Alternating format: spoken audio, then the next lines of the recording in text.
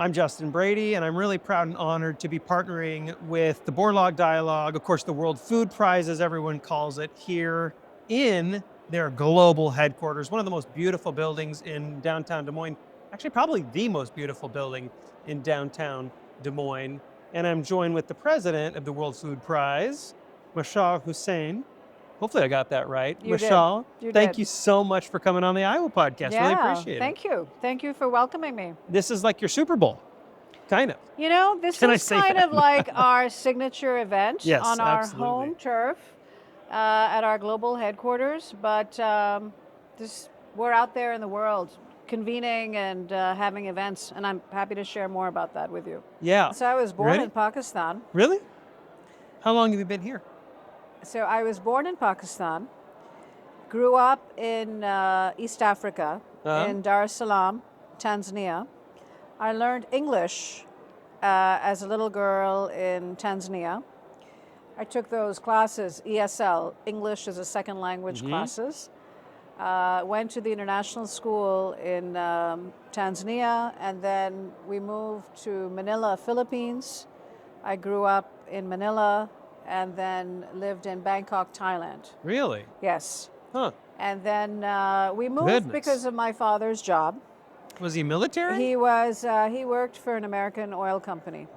So because of his job, we lived all over the world. Uh-huh. And for the first 26 years of my life, I had never lived in one city for more than 4 years. Really? Yeah, it kind of Yes. sounds like a military kid, you know? I Every didn't know 4 oil years, and... You know, and I think the reason I was in one city for 4 years was for college in Uh-huh. Austin, Texas. So college was the most stable Yes. living situation. And then even after that, you know, Cincinnati, I lived in upstate New York, in Ithaca, Uh-huh. moved to Chicago, and then moved to Des Moines, Iowa. And at the age of that's 27. when everything started clicking. I don't know about that. I'm still waiting for it to click. Yeah? So the first 26 years of my life were this nomadic existence. Yeah. And the last 26 years of my life, now I'm dating myself, are in Des Moines, Iowa. And I had never heard of a man named Norman Borlaug. I had no idea who he was, what his story was, or the fact that he had spent time in India and Pakistan, my country of heritage, Right. in the 60s. And it took me to come to Des Moines, Iowa, to discover the story of Norman Borlaug. And I was introduced to the World Food Prize by Ambassador Ken Quinn, who was president at the time. And Ambassador Ken Quinn and I met on the 34th floor of the Ruan building, that brown... And for those that can't see, the Ruan building is out these windows, kind of. We can kind of see it. Yeah. It's the second tallest building in downtown Des Moines.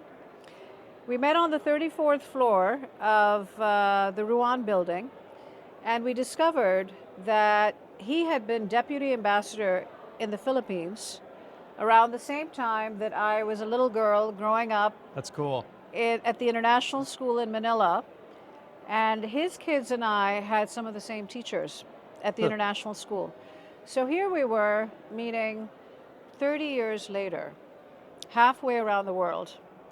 And I say that that's why he hired me. And that's where my story begins, of learning about Norman Borlaug, learning about the World Food Prize, the mission and efforts of this foundation. And this is where I've been. My background is in something totally different. It's in hospital and healthcare administration. Really? Yeah. And I don't have an ag background. I don't pretend to have an ag background. I'm not a scientist or a researcher or a thought leader even in that arena.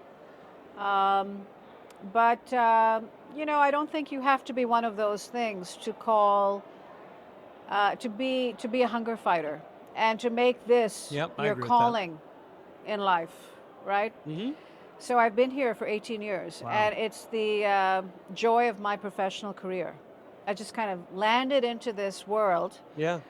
in Des Moines, Iowa, of all places. And You know, as someone who's lived all over the world, it felt so right that being in a fairly homogenous community, that the nature of my work was global, Hmm. and the impact and the reach of my work was global. A lot of Iowans are familiar with the World Food Prize. Yeah, Some think it's a building, some yeah, think it's this building, some think it's an award. I mean, it is an award. Some yes, some don't really understand they're the Borlaug Dialogue, and there yeah, are events surrounding it.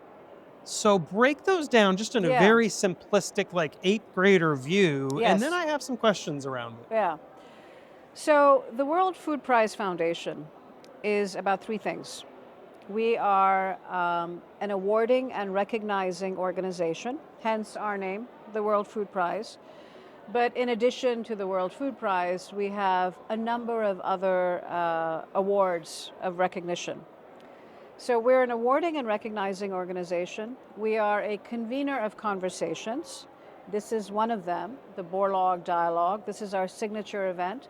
But we have conversations around the world as well called Dialogue Next. These are regional conversations in different parts of the world that follow the global footprint of Norman Borlaug, our founder, an Iowan. Absolutely. And we convene following his journey during different phases of his life. This is something I launched last year. And last year, in 2024, we were in Mexico, reminding us of his time in Mexico, brought there in 1944 by the Rockefeller Foundation. So we came to Mexico 80 years later and launched a regional conference with thought leaders in that part of the world, South America, Central South America, called Dialogue Next Mexico. This year, the team and I launched something in India, reminding us of Norman Borlaug's time in India and Pakistan in the mid-1960s, as the two countries were fighting famine and starvation, at war with each other. Hmm. And so we took our regional conference to India. Next year, we are headed to Africa.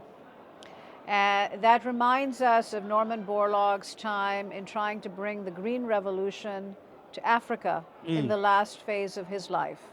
So I wanted to launch this global convening, taking the concept of the Borlaug Dialogue out into the global community. But I wanted to weave an interesting story around it, why we were in different parts of the world, and what was the context behind it. So in a manner, this elevates the legacy of Norman Borlaug. It tells a story about being in Mexico, being in India, being in Africa, place to be determined. Every day someone asks me, Where? where in Where? Africa? And Tell us the everyone's city. trying Yeah, to yeah. pitch, oh, you Oh, should do it really? here and you should do it there. And I said, well, you know, that's next week's problem. Do you have a After the Shark Tank Borlaug style pitch thing where people pitch their city and just gotcha. So anyway, so that's our second pillar. We are a convener of conversations. Our third pillar is around inspiring the next generation, because we know that unless and until we prepare young thought leaders of tomorrow, and unless we expose them to the global challenges in food security, It's true. Yeah. how will they know? How will they be exposed? So at this convening, the Borlaug Dialogue, you will, alongside the Borlaug Dialogue, you will see 334 students and educators. They come from Iowa, they come from 20 other states across the United States, and 9 other countries. So you will see a lot of international students here. All of these students have participated in our youth programs. And by that I mean that they have taken part in a youth institute. They have researched, picked a country, picked a global challenge. They have researched it, they have written a paper about it, they have presented that paper among scientists and researchers and faculty experts. And then we bring a subset of those students to the Borlaug Dialogue, and they take part in parallel programming through the Global Youth Institute that takes place alongside the Borlaug Dialogue this week, and they intersect. You're global, you're naming continents left and right. You're naming states left and right. I think you said nine countries. People are here from 9 countries. No.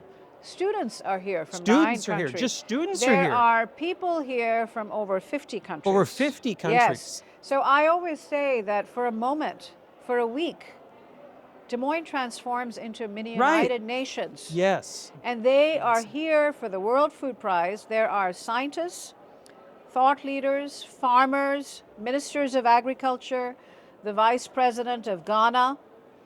And so a cross-section of people across industries, ag tech innovators, agribusiness leaders, with one common theme around food security. Food security. They're all hunger fighters. They're humanitarians who want to make a difference in the world. Do you think most Iowans truly understand what's going on this week?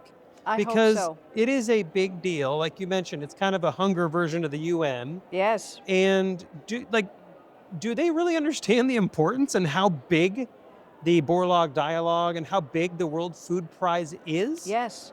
There are about 1,400 people from all over the world. And this convening is not taking place in New York or Right. DC. They're coming to Des Moines, Iowa, because this is the agricultural heartland. It belongs here. These conversations belong in the heart of Iowa, in Des Moines, and we're very proud of this. And this is our signature event. And, many of these people come year after year. You see some of the same faces, you see so many new faces. And as I look at the registrants, I see a lot of young people. That's encouraging. At the collegiate, undergraduate level, fellows in the academic world, researchers, thought leaders, the problem solvers of tomorrow who are interacting with policymakers of today, the vice presidents and the ministers of agriculture and the scientists. We have a Nobel laureate here with our World Food Prize laureates. And so it's a very special gathering. One of my questions was like, why do you think it's so important? But you basically answered that. And so I Yeah. guess the follow-up would be, what is the impact you hope to see out of this? Because you're bringing all the right people together. Yeah. You're bringing in, this isn't just like people finding out different ways to feed people. It's tech, it's innovation, it's Yes, distribution, yes. it's a lot of different Yes. things. What's the big thing you hope comes out of this in the Yeah. next 2, 5, 10 years? So, as much as I'd like to think that people are here because of the great content that I'm putting on the Borlaug Dialogue stage, right? She did a rap number earlier. Yeah, the reason why they're here is because others are here. Mm. The power of conversation, the power of ideas brewing. You see the loud noise coming out of that room? Absolutely, yeah. They're all networking. They're meeting. People from Ghana are meeting people from India who are meeting Americans from across the United States, ag tech leaders, innovators, just farmers from different parts of Africa, Asia, South America. And, we're very farmer centric. We want to elevate the voices of the farmers. So what do I hope to come out of this? It's that through these conversations, ideas brew. And when ideas brew, problems get discussed Yeah, it's true. and problems get solved. And there's a sense of partnership, there's a sense of collaboration, there's a sense of camaraderie. And that's what's happening at the Borlaug Dialogue. Yeah. And I very much hope that Iowans come and understand the impact that Iowa has in global food security and in solving the problems and issues around hunger and poverty alleviation. I think one of the concerns may be this sounds so big.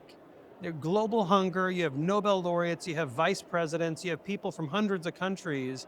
It's like, I think most Iowans hearing that are probably really proud it's here. They're probably really excited. They're also probably a little intimidated. Like, I don't know why I would come. I don't fit in with those people. These are all the so an Iowan listening to this, because that's who our Yeah. audience is, 50,000 of you every month, thank you. But what do you want them to know? We want you here because. Yeah, Iowans absolutely fit in. If you had heard the opening keynote this morning, it was by a man named Doc Hendley, and he has started an initiative called Wine to Water. So this morning he was the opening keynote, and on the stage came a man in jeans and a cowboy hat, looking quite different from me, from North Carolina. And he shared his story. He shared his challenges growing up, and not fitting in, not finding a sense of purpose. He's talked about being a bartender, trying to find his calling in life. And at some point, he discovered the power of humanitarianism, and now has work in 53 countries where he's focused on providing water, improving the quality of water, and providing drinking water in conflict-ridden parts of the world, in 53 countries around the world. You and I take the presence of water, the presence of volumes and volumes of water Completely for granted, yeah. when you think about You're women right. and children walking for miles to get clean quality water. Right. So the reason I share that with you is because he said on the stage, I don't belong here. I don't belong here. I'm wondering, what am I doing here? And the story is that each of us makes a difference, and each of us needs to come to the table, and each of us is capable of making our mark and doing something, putting a drop in the ocean and making an impact. Mashal Husain, the president of the World Food Prize, thank you so much for coming on the show and the Iowa podcast. And of course, thank you for allowing us to partner with you on this Yeah, project. thank you Really for appreciate welcoming that. me. I Absolutely. appreciate that. Yeah.